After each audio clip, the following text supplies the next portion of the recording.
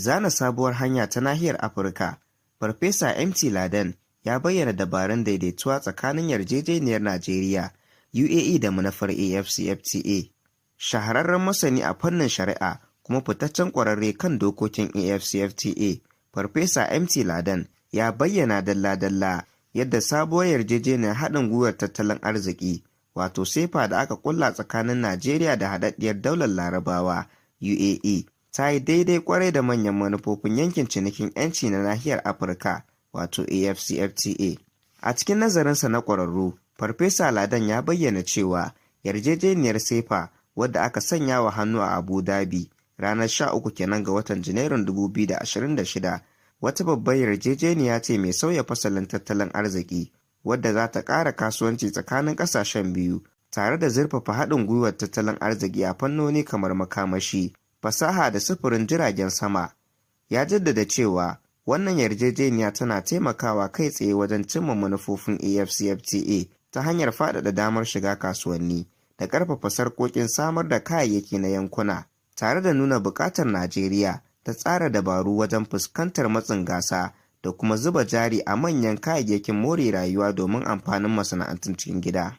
Ƙoƙarin SEPA na kawar da haraji da shingayen kasuwanci ya yi daidai da ainihin manufar AfCFTA ta ƙirƙirar kasuwa guda ta nahiyar Afirka, rage kuɗin kasuwanci da sauƙaƙa mu'amala.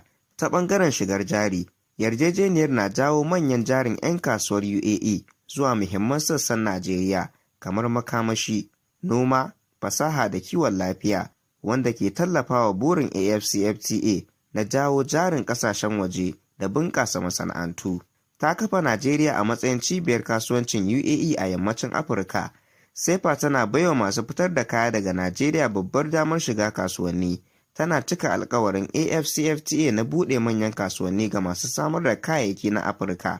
Yarjejeniyar tana inganta haɗin gwiwar sarƙoƙin samar da kaya tare da ƙarfafa ƙananan da matsakaitan 'yan kasuwa SMEs, abin da ke zama muhimmin fa'ida ga ƙasashen mambobin AfCFTA.